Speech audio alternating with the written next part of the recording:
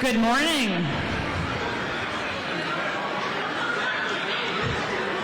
Good morning. It's a lively crowd. Good morning, everyone. It's so amazing to see all this energy in this room. I love it. Thank you for joining us. This is the Greater Manchester Chamber State of the City, and we're so happy to have Dartmouth Health as our presenting sponsor of today's program.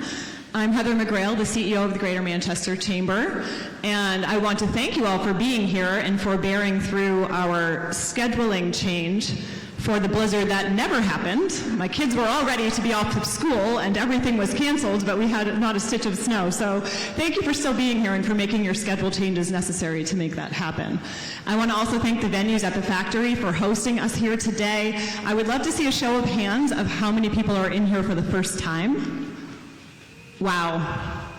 And that was the point. This is such a great space for corporate events and events of any kind, and it isn't just limited to this room. So definitely ask Marlena over there in the pink about having your corporate events or even personal events here. I also want to thank All Town Fresh for our lovely bagel bar over there in the corner. Check it out after if you haven't had a chance to eat yet. But without further ado, I know we all want to get to hear from Mayor Ruais, what we're here for. I just have a few recognitions I need to make first. The Greater Manchester Chamber Board of Directors, if you could please stand, because there are 24 of you, so I won't list off all the names, but if you don't mind standing at your table. Thank you so much.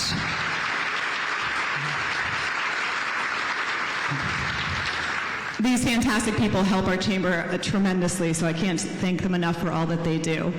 And also a few special people here in attendance who dedicate such time and energy in service of our great city. And I want to say too, it's actually fitting that we're here on Valentine's Day, which was one of the silver linings of the reschedule, because I know we all share a wonderful love for Manchester. And these people here in attendance are working on behalf of Manchester every day. So if you don't mind, again, standing up as I say your name, just so we can put faces to names for those in the crowd that don't know. Former Mayor Bob Baines.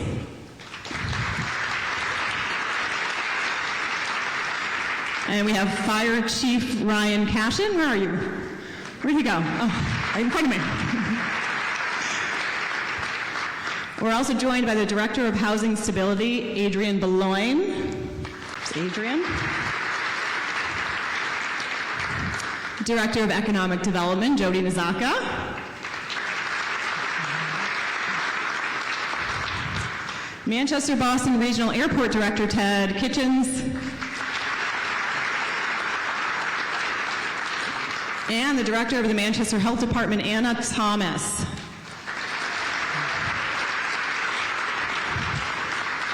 Hopefully I didn't miss anyone. Please forgive me if I did. It's hard to keep track of you as you all come in. I'd also like to thank our sponsors this morning. Of course, our presenting sponsor, Dartmouth Health, our investing sponsor, Eversource, and advocate sponsors, Harvard Pilgrim Healthcare and New Hampshire Healthy Families. Thank you so much. You all make this happen.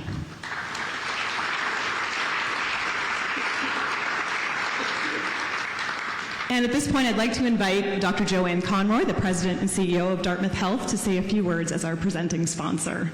Dr. Conroy.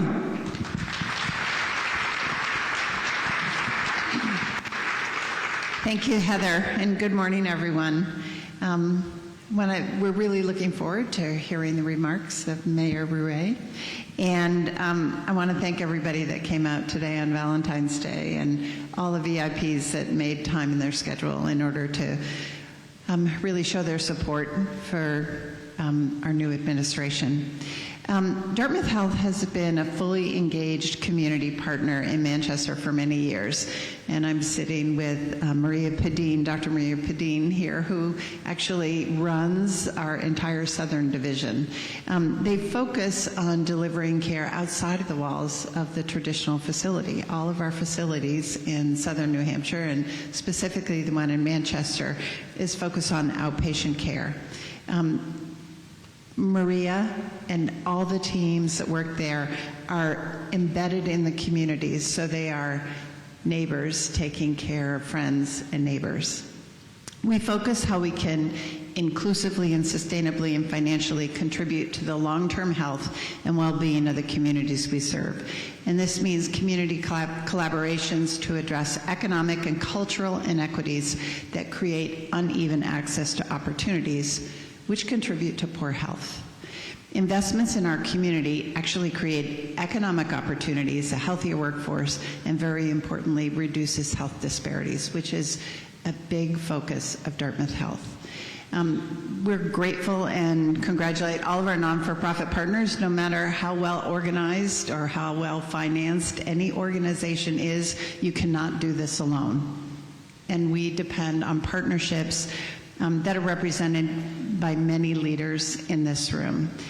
During the pandemic, we were proud to invest in collaborate with organizations like the Manchester Food Collaborative and Families in Transition to address food insecurity and help lessen the impact on families in the city.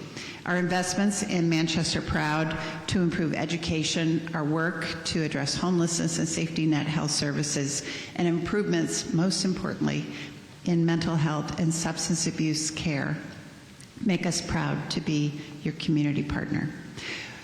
You know, our new brand, if you've seen it, looks like a piece of fabric. And for those of you who don't know the genesis of it, it means that we are woven into the fabric of the communities we serve, including Manchester. It's a privilege for us to be a part of this amazing community. And Mayor Ruais, we look forward to working with you and making this city even greater. And I'll turn it back to Heather. Thank you.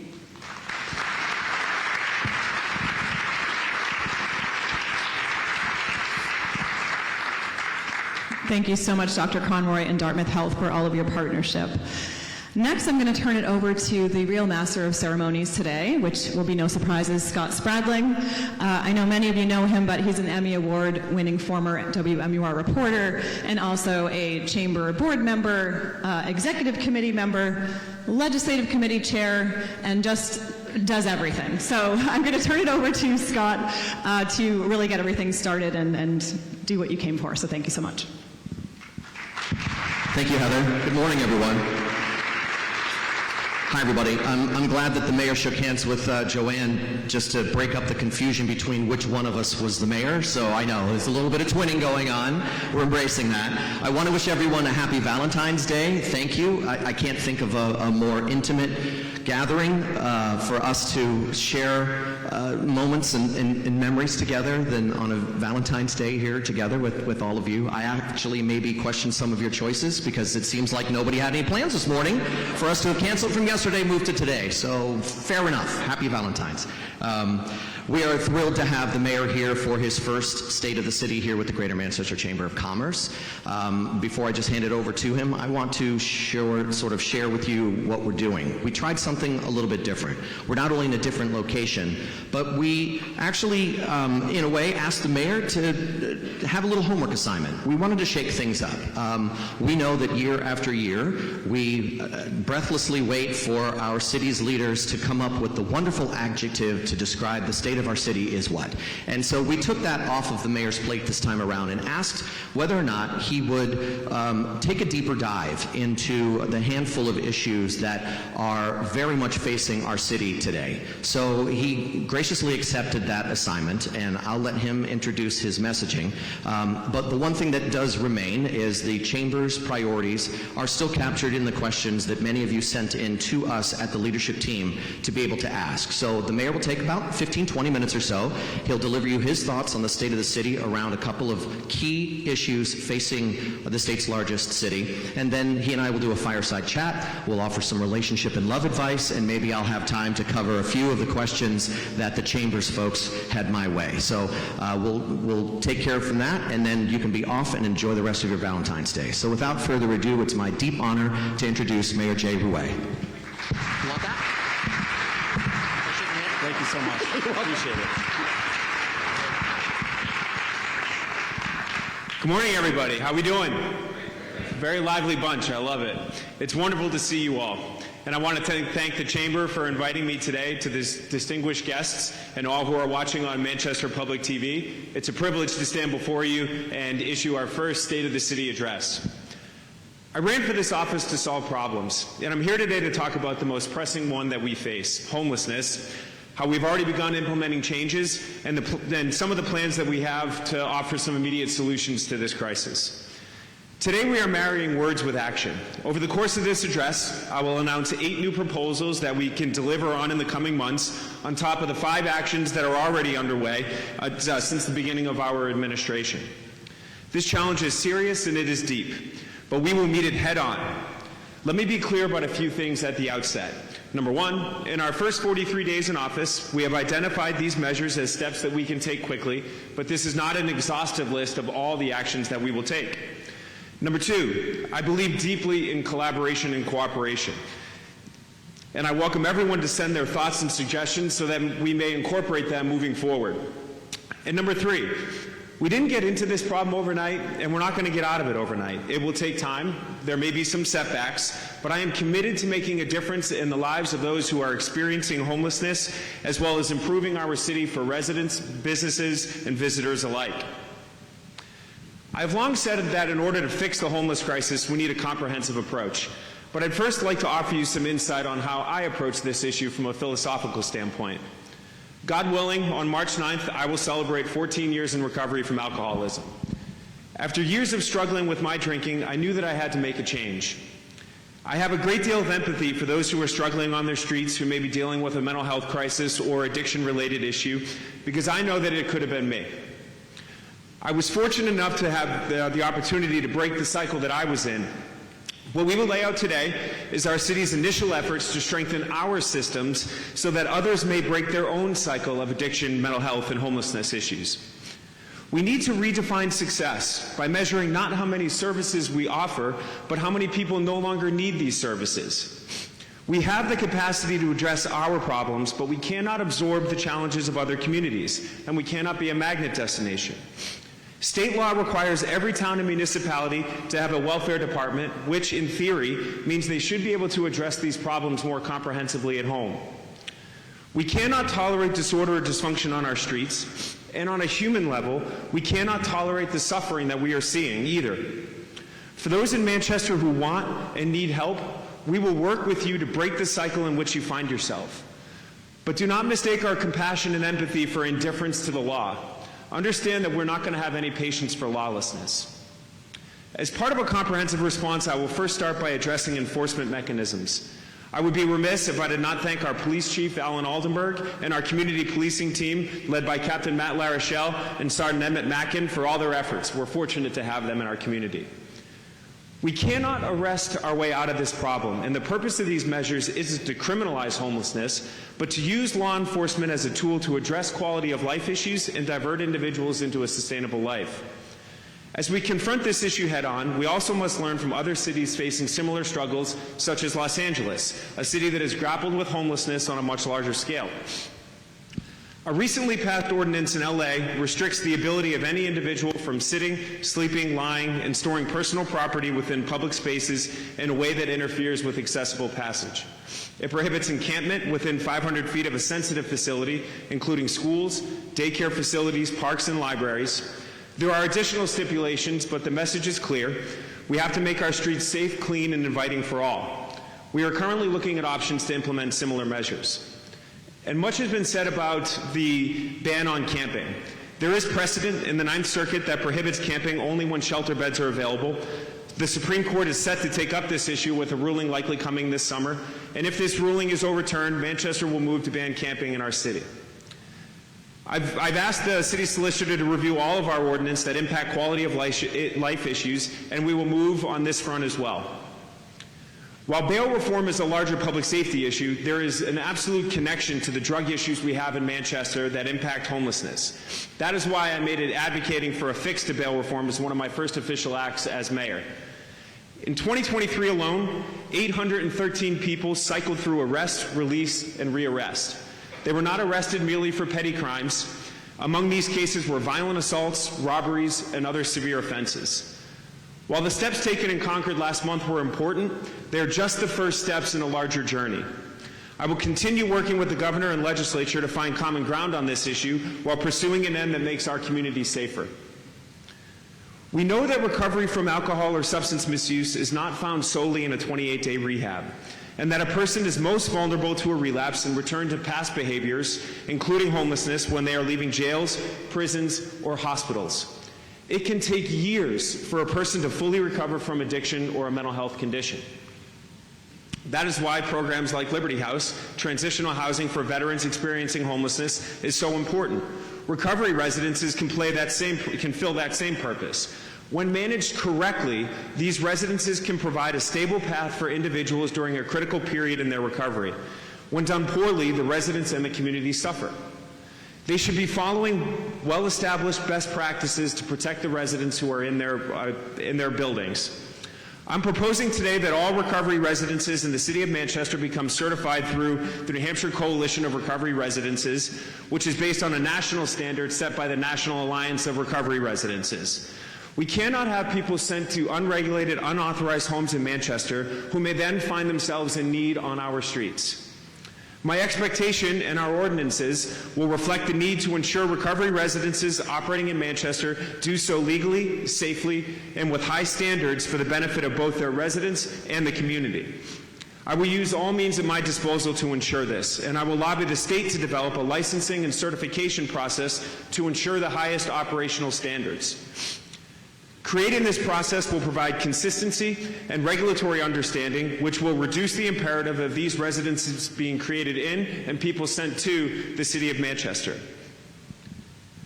I have been on my own recovery journey, and I know what it feels like when you're in active addiction and you feel useless, like you've already dug yourself into a hole and you can't get out.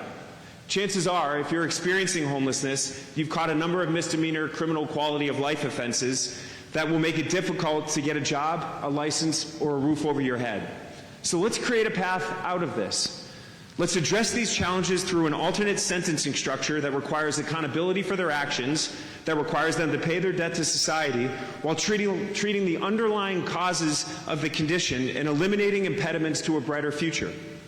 These programs have been successfully implemented elsewhere. They're called homeless courts. These are special court sessions held in local shelters or community sites with a volunteer judge, typically taking a few hours per month at no cost. This meets the person where they are, and it is an effective way to address crime and divert the individual into a better life, thus breaking the cycle they are currently trapped within. I have spoken with members of the state legislature to ensure we do not need enabling legislation to create this court, and I've spoken with several circuit court judges and our city solicitor about the proper way forward towards creating this court. In the coming months, we will start the implementation process and begin the work of changing both lives and our community for the better. I've accepted a position as one of 3 mayors on the New Hampshire Council on Housing Stability. Actually, I have a meeting right after this up in Concord.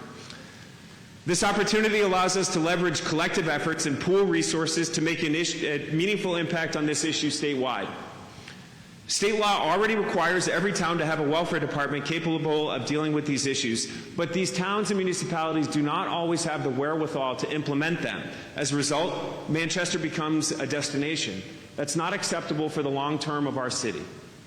Along with my mayoral colleagues and those who make up this council, Manchester will play a critical role in developing, disseminating, and creating best practices to help other communities address these challenges in their own backyards. We are already seeing the results of our increased communication and collaboration with our state partners, and today I'm honored to announce progress on funding for 2 critical entities in our city. We are actively working with the governor's office and the legislature to secure an appropriation of $5.23 million for the Farnham and Waypoint projects over the next few months. This additional funding will have a dramatic impact on the sustainability of these programs, which do such great work in our community. The Manchester Community Continuum of Care is not just an entity, it's a commitment to bringing together community partners, stakeholders, and decision makers to end homelessness in our city. A siloed approach only leads to people falling through the cracks in our various systems. In our pursuit of comprehensive and effective solutions, I'm proud that we have expanded the COC by adding 15 members. This move is a crucial first step toward growing collaboration among diverse stakeholders. I firmly believe that for our city to break the cycle of homelessness, we must lead from the front. We are continuing to take the necessary steps to have Manchester become the lead agent of the COC, which will allow our city to truly set the tone and take the lead on this crisis in the vision setting and coordination of our response. The City of Manchester will not outsource our responsibility to fix this crisis. This is one of the single biggest changes we can make in our approach to tackling homelessness and has the potential to provide a transformative impact in our community. The Director of Housing Stability has positioned our application to be the lead applicant and is building momentum with the COC leadership to set goals and benchmarks on these system improvements. The COC will vote next month on moving forward with this process and begin the transition steps. Based on American medical response data, in the last 3 months, we have experienced significantly lower overall suspected overdose events compared to all other months over the past 4 years. To be clear, every single life is precious, and one life lost is too many. If this trend continues, however, our city can expect to see a near 40% reduction in overall suspected overdose this year over last. Unfortunately, we continue to see nearly half of all overdose in Manchester occurring amongst individuals who are experiencing homelessness. Clearly, addiction is playing a major role in our city's crisis, and we must address this in order to break a barrier to getting a sustainable life for those in need of help. Being in the military, I know you should not act without a plan. And with that in mind, I'm proud to announce that the City of Manchester is undertaking a crucial initiative, the update of our 2016 City of Manchester response to the opioid crisis with the unveiling of the 2024 City of Manchester Overdose Prevention Strategy. The strategy is not merely a document. It is a comprehensive blueprint that reflects our collective determination to address the opioid epidemic head-on. It celebrates what is working in our community and provides evidence-based recommendations for actions moving forward. It will also serve as an investment guide for resources specifically designed to support core abatement approaches, such as the Opioid Abatement Trust Fund distributions Manchester will receive. As we move forward with the implementation of this rewrite, let us remember that our actions today will shape the health and well-being of our community for years to come. Together, we can create a healthier, more supportive environment for those facing mental health and substance use disorders in our community. Thank you to our entire health department, as well as first responders in preventing overdoses, and for their work in bringing people together to build a roadmap for the future. I'm thrilled that the City of Manchester was chosen as one of 100 cities nationally to participate in an anti-stigma initiative. This initiative is a broader commitment to education, awareness, and empathy. Research has shown that stigma surrounding substance use disorders often acts as a barrier, preventing individuals from seeking help.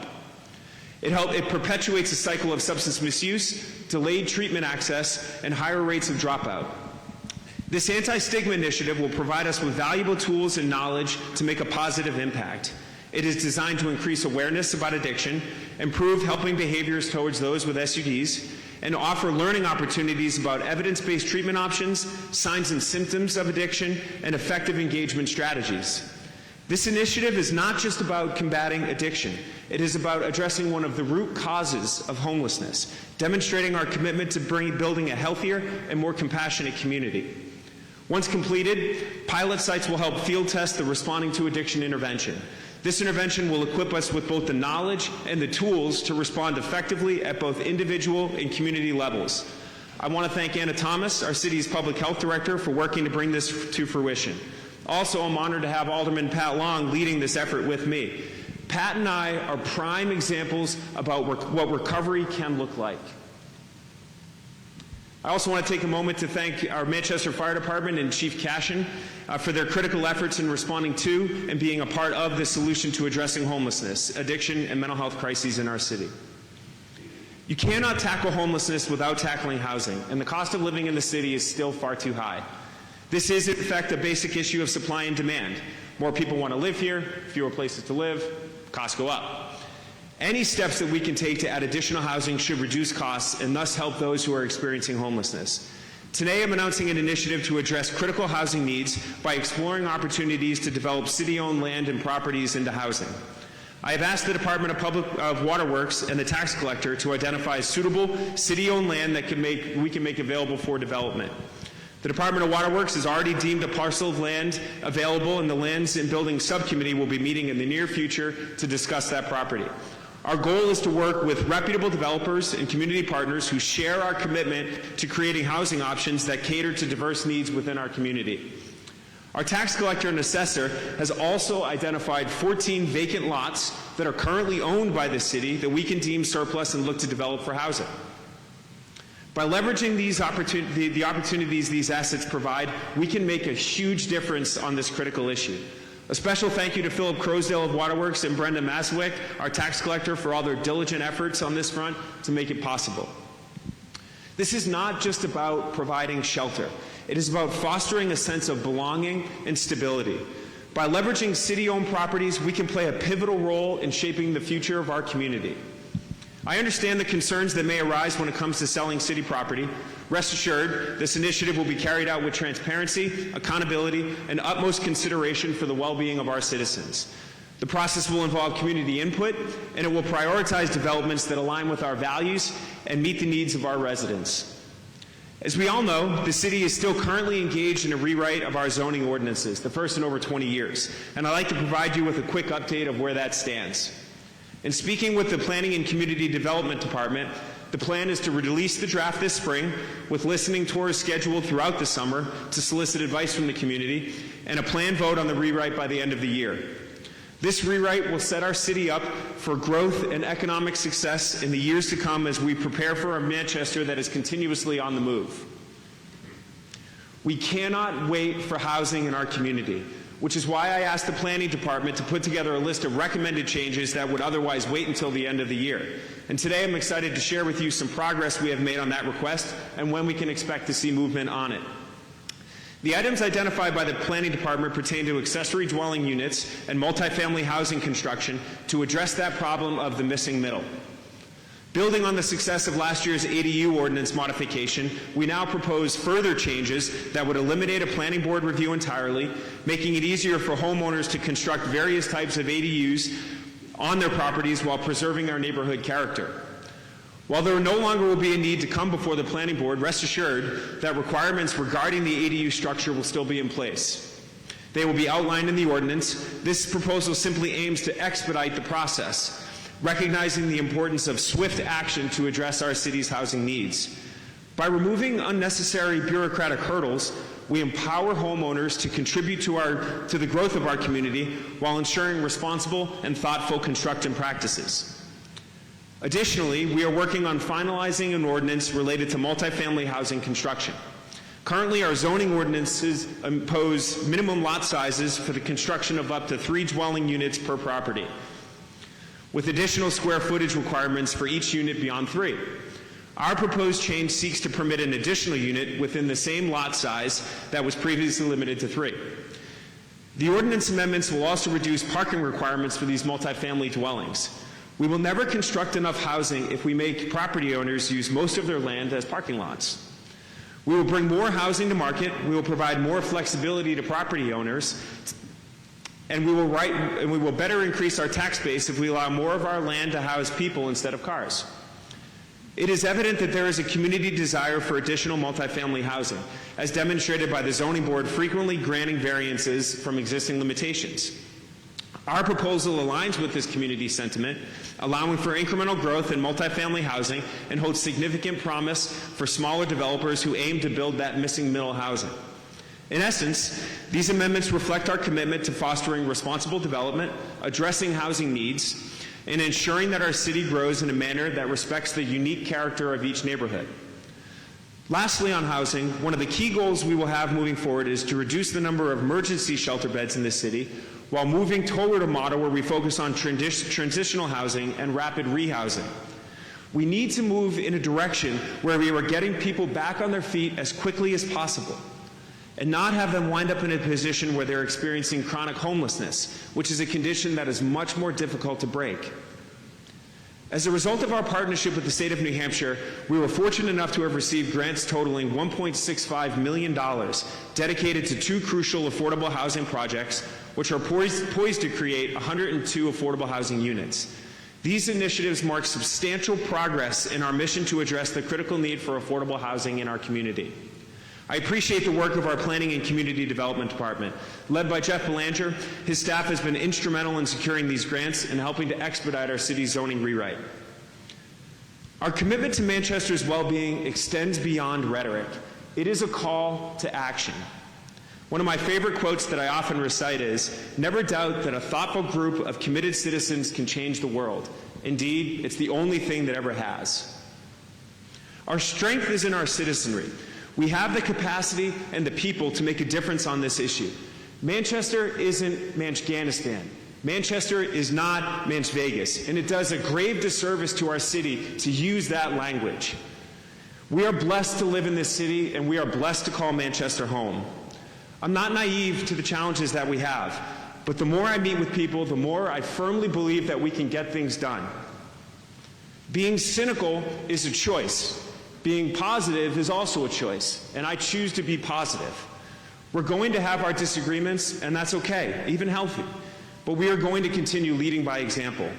Let's channel this energy into productively offering solutions. If we do that, our own group of thoughtful, committed citizens can change the city of Manchester for the better. The challenge of fixing homelessness and issues like it is the reason that we get into public service. So let's seize this opportunity, let's work together, and let's make a difference. You'll understand. I'm almost, sorry, hold on. I had to take out my phone. I'll tell you why in a second. But I appreciate that impromptu. I don't know if that was because I'm finished and you guys are excited about that, or... I said in my inaugural that we had 734 days, 12 hours, 22 minutes, and 42 seconds left in our term. Well, we are now down to, now you see the point, we're now down to 691 days, 15 hours, and no seconds.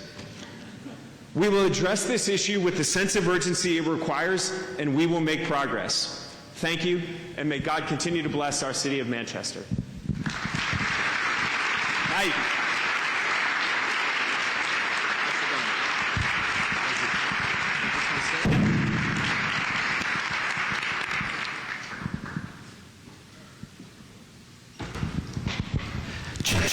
Whoa.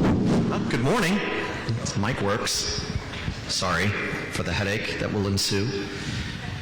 Take a drink for a minute before I pepper you mercilessly with questions. Well, I got to tell you, I'm glad it's you and not your mom. Fair enough. Yeah, for those of you who don't know, my mom loves to run these little candidate forums at her home in Riverwoods up the road here in Manchester, and she takes it very seriously. If I sit too much farther back, I'm going to fall asleep. I need to, should have tested this before we ran. So, Mayor, thank you very much. Let me sort of start with this. I was struck with the personal wisdom nature of your conversation around recovery. And I appreciate that you're willing to bring your own perspective and your own pathway into this. Is that a difficult choice for you? Well, that's a great question. I've never thought of it that way. I think the only thing I can do is be myself. And I think it's important for me to be able to share my experiences. I think it adds a level of empathy, I think, to this challenge that we have. And so I'm more than happy to talk about my background and how it informs the decisions that I will make as mayor and working with our Board of Mayor and Aldermen and our Board of School Committee. I think there's a lot of ways in which it makes me a different kind of mayor, but I'm more than happy to share my experiences because I couldn't divorce it from who I am if I wanted to. Fair enough. Before I get to the questions that were given to me by all of you, in your messaging this morning, you talked about best practices, learning from cities like Los Angeles, waiting for the summertime circuit court decision, bail reform, which is moving through Concord right now. Knowing that these are ongoing challenges that all of us experience in uniquely different and challenging ways, what is your best case hope for timelines on when the folks of Manchester start to see the difference? Sure. So I certainly think that incremental progress is absolutely positive in the coming months. I think a lot of the things that we talked about today will have an impact, certainly by the end of the year with the continuum of care, really organizing the entire community that is already engaged in this work and bringing them together and building a more cohesive unit so people aren't falling through the cracks.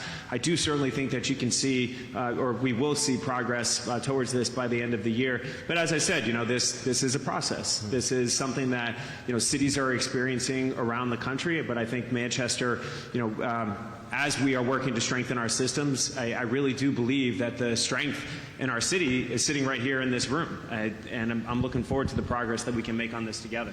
Let me do a follow-up. You were actually at a meeting of the Chamber's membership right after the election talking about the downtown, homelessness and safety. And given what your message was, I sort of wanted to start there. Although we know that crime data actually shows positive trends in many categories in Manchester, we still hear that employees downtown do not feel safe when walking there or going to and from their cars at the bookends of a workday. What would you say to the leaders of businesses and organizations with employees who are feeling unsafe right now? Sure. So this is one of the primary things that I've talked about over the course of the last year, and certainly it's the reason why I gave this address today, specifically on homelessness and talking about bail reform. I mean, I would say that we are diligently working to make progress on this. I mean, I must talk to Chief Aldenberg 2-3 times a week about what we can do to get more details in the downtown. Focusing on either actually when I get to City Hall in the morning around 7, and when I leave around 7. Oftentimes I'll see police who are there, and they're right outside of McLean and some of the buildings that are right there, and having that police presence downtown in and of itself is a deterrent. And that's one of the tactics that Chief Aldenberg has talked about and looked to employ to send the message in that area that this is not a place for any kind of criminal activity to occur. So I think we are seeing some changes to that within the first few weeks that we've been here, but it's certainly something that we'll tackle in the budget process as we go forward about how we can recruit and retain more police officers in the downtown. But it's also, like I talked about in here, it's breaking the cycle that we currently find ourselves in. I mean, a lot of what the police chief and I will talk about is it's frequent flyers, it's repeat offenders, it's those criminal quality of life offenses that are habitually occurring, and bail reform plays a huge role in that. What was passed in Concord in January was more pertaining to felony offenses, so violent assaults and violent offenses, murders, and things of that nature. But a lot of what is disrupting Manchester right now is those the thefts, the small, simple, simple assaults to them, but it's not to an individual. Lower scale criminal offenses. Those are the ones that were not addressed by the bail reform that took place, what was voted on in January. So that's the next step. That's the next bite at the apple. So we've got to remain diligent on that. But I think the greater police presence downtown, which we've seen, will certainly help act as a countering effect to that. But working with the sheriff's office, I know that they're doing routine trips through the city as well, and finding ways in which we can collaborate with some of those other state partners and county partners. Just as a quick follow-up, do you have any insight on how the bail reform conversation is moving through Concord? Are you optimistic that it's going to pass and it's going okay? What's your insight? I am. I got to tell you, so when we did that, we did a press conference. For those who don't know, we did a press conference the day after I was sworn in on January 2nd. We went up there on January 3rd, and I invited our entire state legislature, Republican and Democrat, House and Senate, to be with me as I thanked the legislature for the progress they had made and asked them to continue on that progress.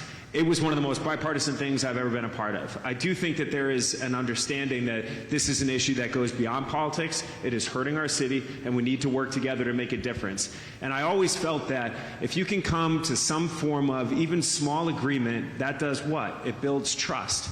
And when you build trust, then the seemingly intractable problems may no longer seem as intractable because you recognize that the person across from you is acting in good faith. So I do have hope that we are going to be able to move forward and take that next bite at the apple. Okay. Let me change topics here a little bit and maybe go through the ultimate trust exercise, which is building a city budget.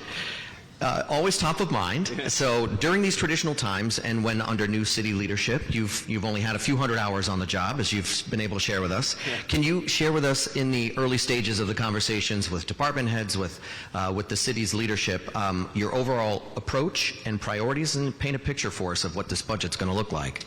Sure. So as I mentioned in my inaugural, this is going to be a difficult budget cycle. We have mandatory increases in COLAs, longevities, and merits that we have to do both on the city side and on the school district side. Healthcare costs are continuing to increase, which is a big portion of our budget. We won't have some of the money that was available last year from Meals and Rooms that Mayor Craig was able to use. It's not going to be available to us this year. So we're starting from a pretty difficult place. On the school district side, they've lost $30 million on ESSER funding.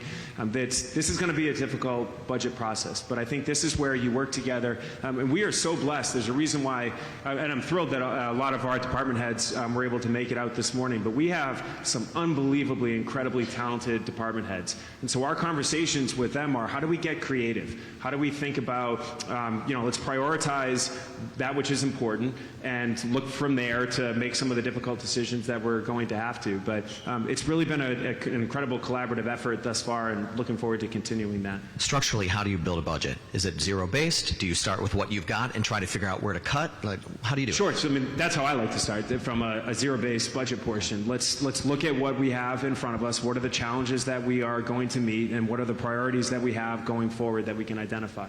Are there areas in which you're telling department heads, do not touch this, versus areas where you're saying, we have to figure out how to wrangle this in? You got a bug in my office? Not exactly. We're in the middle of that budget process right now, and Fair those enough. are certainly some of the things that we're going to have those conversations about. But yeah, stay tuned. Yeah, right? Yeah. The timeline, refresh my memory. You have to have March it done 31st is when I have to present it by. Okay, all right. So you've got a few hours. Yeah, a couple right. hours. Let's kick over to the public schools. Maybe you can just start, generally speaking, now that you are in office, you've had a few weeks. Share with me your observations, thoughts, and how are we doing with public schools? So, certainly, I had the opportunity last week to visit a few schools, and former Mayor Bain says this all the time, but when you walk into Beach Street, school love hits you in the face, right? So I was able to tour a number of them, and the kids in our schools are just amazing. You can look at the proficiency scores. Certainly, we have to do better. But I think we have an incredibly committed group of teachers, principals, superintendent that are getting us on the right track. I think there's been a number of successes. There's $18 million in grant funding that was secured.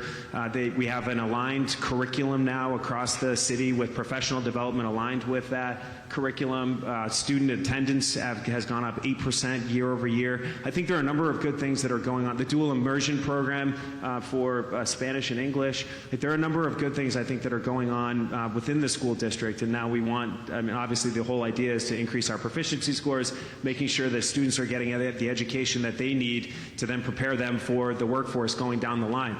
A city is going to have issues that ebbs and flows over time. But if we do not have a good public school system, that is the long-term death knell for the city. So I'm really excited to see we have a couple school board members here today that are with us. But I'm really excited, I think, about the progress that we can make in our district. Yeah, Dr. Gillis is in the back of the room, too. So I miss it. Hi. there she is. Let me ask this specific question that came from the Chamber's leadership, and it talks about the facilities plan that's moving forward. So priority one for the long-term facilities plan for Manchester schools passed with the previous administration. We know that there were some questions in the initial meeting of the Board of Mayor and Aldermen, given that there were many new aldermen, leading to a joint meeting between the Board of Mayor and Aldermen and the Board of School Committee. Can you share with the audience about the status of priority one of the long-term facilities plans, where it goes from here? Sure. So it is moving forward. I think the meeting that we're going to have on March 4th is an opportunity. There's, on the Board of Mayor and Alderman side, there are 8 new members, including the mayor. Right? So there's a lot of people that weren't involved in those conversations last year. So I think the meeting that's going to happen on March 4th is a good opportunity for everybody to walk through the entire presentation, have the opportunity to answer questions. But the project itself is moving forward at present. You said that you've been to Beach, which is obviously the focus, one of the big focuses of Priority 1. Wilson Street School, you've been there as well? Yes, we went to Beach, Wilson, McDonough. Yeah, so I was able to tour those 3 last week. Yeah, and look, I've yet to hear anybody say that no changes have to be made to our schools. I think part of the conversation, the healthy discussion that's been had is the size of the project. But I've yet to hear anybody say that no changes have to be made to it. So I think the Overton window on that conversation has shifted from we're not going to do anything to having a conversation about how big should the project be. and what can we afford as a city. But the project, I mean, at present is going forward. Okay, well, stay tuned. Let's move into economic development and sort of helping our overall economy. We had a few questions on that. So the Manchester Master Plan was finalized in 2021 as a 10-year guide to push the city forward. The Chamber is passionate about constantly putting this plan at the forefront. It has depth and comprehensiveness of the potential opportunities within. What do you think about the master plan? Is it helpful? Can we use it as a guide? Absolutely, and we should. I mean, there was an awful lot of work that went into it, and I think it absolutely has to be a guidepost for what we're going to utilize going forward, whether it's businesses in the downtown, whether it's the zoning rewrite. I mean, this shouldn't be something that we are using to balance our tables. We should use the opportunities, I think, that are presented in there to be that guidepost for us moving into the out years. And I think we as a city are very, very fortunate to have Jody and Eric in the Economic Development Office. I mean, every time I talk to I do regular downtown walks myself, and every time I talk to a business, they always say, oh my gosh, Jody and Eric were so helpful. And I keep using this example, I know, but the Dave's Hot Chicken that opened a couple weeks ago, so I hope that this got out there as much as it should, but they are franchising now in the city of Manchester. This is going to be their headquarters. Oh. And so when we went in there and did the ribbon cutting for it, what they said was, first of all, they were recruited by Jody and Eric, so that's a win in and of itself. But what they said was Manchester is an incredible place to do business, and the state of New Hampshire writ large is an incredible place to do business, and we want to be here. This is going to be our flagship store. So now that we can utilize that message, I think, to attract other businesses in the long term as well. So to your answer, or to your question about the 10-year plan, that has to be a guidepost for us. There was an awful lot of work that went into it, and we should utilize that going forward. But I think a lot of the ingredients for our city are there. We just have to take advantage of it. You mentioned this now in more than one place, talking about what Jody and the team are doing with economic development, but in your earlier message with housing and trying to sort of skip a few of the bureaucratic steps. I think from the perspective of the Chamber, and maybe from a lot of residents, there's been that kind of hitch for residents feeling like, listen, I love this city, I want to work in this city, but my gosh, there's times where red tape just slows it down. Right. Your optimism about making progress in that arena and folks feeling differently? Very much so. We are fortunate in the city because we have a full-time staff at planning and our planning and community development staff, which helps with our ZBA and our planning board. And they are always open to suggestions. They're always open to look at how our processes can go better. I talk to a lot of the developers. I talk to a lot of the people that routinely go before the board to ask for variances or different projects to be completed. And I mean, Manchester is a good place to do business. We can certainly do better. Come to me. I don't like to wait. I have that a clock now in my office that has the same wind down of how much time I have left. So I'm not a very patient person at times. So if there are suggestions on how we can do things better, let's get after it. Let's figure out what those are. I'm not going to lie to you. That clock would give me anxiety every single day. Well, it was in my house, and my wife told me to get it out. Like, so now it gives, Veronica's like, get it out of here. It gives my staff anxiety, but it makes her feel better. Nick and Angela are like, seriously? Yeah. Let's talk about attracting younger people. What lengths are being made to attract younger people to the city? What do you believe businesses in Greater Manchester can be doing more of to attract and retain young professionals? Sure. So this isn't a whole, there's a whole bunch of things on a comprehensive level that we have to do. There's an entire environment that we have to create, and that means workforce housing, right? So we've got to make sure that it is an affordable place to live. If I'm a 35-something and I have little kids, or am I going to choose to live in the city of Manchester if I have to pay $2,500 a month to be here? We've got to make sure that the housing is affordable for them to be here. We have to make sure that there are educational opportunities for young families. They're going to want to look at our schools, and are they going to say, and are they going to want to choose to educate them here? These are things that we have to be thinking about in the long term, and then certainly making sure that our downtown is a safe, clean, and inviting place to be. Making sure we have opportunities like the Rex Theater and the Palace Theater and SNU Arena and the ballpark. We have so many amazing things in this community, and I think part of it too is selling it and selling that story. We had a great meeting earlier this week with our economic development team and Commissioner Taswell up in Concord, and it was amazing and it was great. And we were talking about how do we sell Manchester? How do we make it, How do we tell other people what we feel here in the city, that this is a great place to live, to work, to come out and have a good time? Love that. Along those lines, and Ted Kitchens is here, there's a group of businesses and residents that want to do everything possible to maintain the health, well-being, and vitality of the Boston-Manchester Regional Airport. And it's nice to have it in our backyard, but as Ted has shared with all of us, it takes a couple of villages to lift it up. What is your sense of what we can do to help Ted and to help protect an avenue of us not always having to go to Boston to catch a flight somewhere? Don't go to Boston. There it is. Okay, No, mic drop. if you are, so Ted and I have had this conversation because I had the same question. If you're an airline and you're trying to make an economics decision about whether or not to come into the city, what's the first thing you're going to look at? How many people are flying out of Manchester? Right. If the numbers look like people are flying out of Boston, it's a pretty easy decision for me to then want to open in Boston and not in Manchester. So I think one of the important things that we need to do better and do more of as a city is educate why flying out of Manchester makes more sense. If you plan far enough out, which I admit I'm guilty of not doing all the time, but if you plan far enough out, you can have the cheaper options. You can have shorter flight times or you can have just as short a flight time from Manchester as you would in Boston. And by the way, first of all, who the hell wants to drive to Boston? That's an extra leg on your trip, getting down there and coming back. You got to spend $75 to stay in overnight parking. I mean, there are costs in time and in dollar costs in flying out of Boston, but we need to do a better job at messaging that and flying out of Manchester. The more of us that fly out of Manchester, the more attractive we become to outside airlines, and the more airlines we get, and it's a great repeating cycle that will make us more successful. Excellent.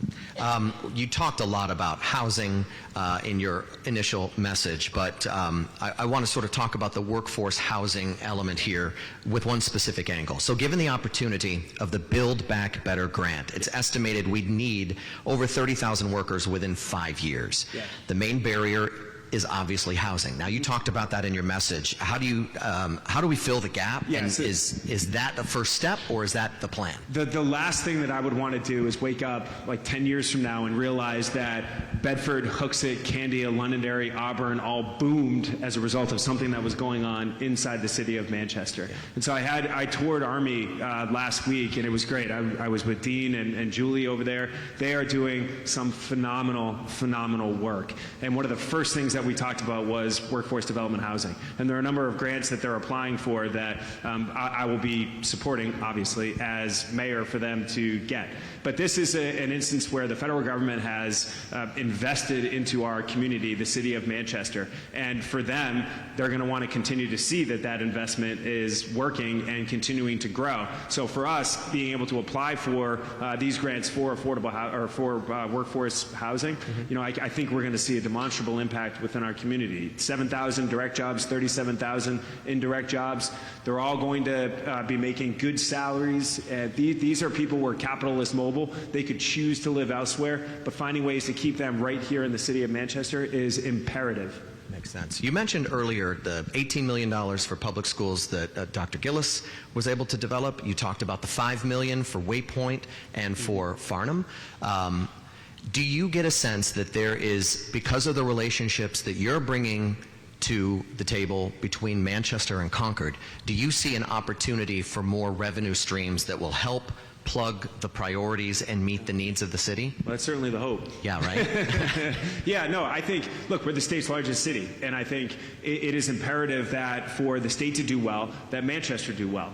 And I think, I have a great relationship with the governor, and I have a great relationship with a lot of the folks in the legislature on both sides of the aisle. I think there's an incredible opportunity for Manchester to be able to go up to Concord and advocate on the city's behalf. And I certainly hope that equates to dollars as well. I think the governor has done a terrific job. I think the legislature is pushing forward on a number of important topics, and I'm looking forward to Manchester being able to play a critical role in helping get us in a better position. So you've been in office 6 weeks. Anything surprise you that you didn't expect? No, so I get this question a lot. I think it's less of a surprise, and this is going to sound hokey, but it's what I believe, so I'm going to say it anyway. But it's less of a surprise and more of an affirmation. I mean, I think when I was knocking on doors last year, everybody would say, we have our challenges here in the city of Manchester, but I love this city. I grew up here, I live here, I work here. I never want to leave. I want to be a part. We just got to fix some of these issues. And this is the same kind of feeling that I'm getting in office, because now when people are coming in, whether it's a community partner, a nonprofit, our department heads, I just get that same feeling of we can do this, we can make a difference. Manchester's a great place, we can make it even better. So really not a surprise, but an affirmation of what I've felt over the last year of being involved in the mayor. A couple of moments that have really struck you that you're carrying with you that are like, okay, this is pretty good stuff. This is a memorable moment. The kids? Yeah, and Mayor Baines had made this point to me on the way into the office that he used to use those school visits as a way to rejuvenate, because it's a tough job. It's long hours and it's busy.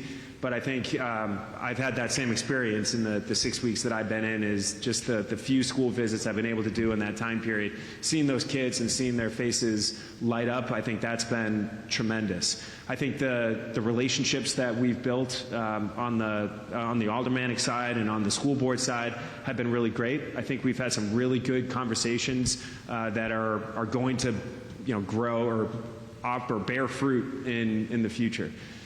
And I've loved going to certain events too, like the My Turn event that both Dr. Gillis and I were at a few weeks back, the graduation that they had, and just seeing these kids who they were achieving an incredible goal that a lot of them probably never felt was possible. And here they are, and their parents are crying, and the kids are crying, and we're all getting misty up on stage. And those are the things I think that I'm going to take with me forever. Love that. Yeah, I think if we're taking care of today's immediate needs, but really staying focused on the kids and the next generation and with the decisions we make, kind of can't go wrong that way. Right. That's awesome. All right, so before I let you go, and recognizing that it's Valentine's Day, Jay and I wanted to sing all of you a duet. No. Is the camera still on? Nope. He just unplugged it. He's running. I was in the testosterone in high school. The testosterone. That's not even easy to say. It was a high school group, like a choir group, and somebody called it that, and it stuck for some reason. Okay, we're opening up a whole new realm of conversation, and you sang what exactly? What did you sing? I was just the choir. We sang a bunch of different songs, but it was like, it was a way to... Are you tenor, baritone? What do you... I can't even remember. Can't remember. We did, I can't remember. This is insightful, Jay Ruais. Well, and the other one, so we had the kids come in to the school board meeting on Monday, and these kids, they play 12 different instruments, and they're all state, and it was unbelievable. And I had to laugh to myself because I couldn't get past hot cross buns on the saxophone, and these kids are playing 12 different instruments. Yeah, it's really amazing. We've got a lot of talent in the music system here in the schools. All right, so before I let you go, it is, of course, Valentine's Day. So, you're mayor, the expectations are probably kind of high at the household. Any Valentine's Day plans with Veronica? And I got a bailout for you if you don't have anything. Well, she's watching, and I don't want to spoil the surprise. Oh, all right, fair enough. All right, no, that's good. That's good. I'll give him that. That was a very political answer. I will take your volley and send it right back. Okay, well then I will take this one more and say, I'm pretty sure the mayor's office has a drawer full of proclamations. You could name it Veronica Ruais Day and probably dine out on that for like a month. Yeah. So, Veronica, stop listening. So, Mayor Ruais, thank you very much. We appreciate this. We know 6 weeks into any job is still, trying to sort of figure out all the pathways and things that are happening in a city with the budget this size and the different operations. So we appreciate you taking time to be able to do this. And as we wrap up, just want to say a final thank you to our sponsors. Presenting sponsor Dartmouth Health, our investing sponsor Eversource, the advocate sponsors Harvard Pilgrim Healthcare and New Hampshire Healthy Families. Thank you, of course, to this great venue at the Factory and Marlena Trombley. This is wonderful. And of course, as we wrap up, please mark your calendars. March 7th, State of the State with our governor, Citizen of the Year on April 4th, and the Taco Tour. I know, you're going to triple circle the calendar. Taco Tour is May 2nd. And once again, thank you very much, Mayor Jay Ruais.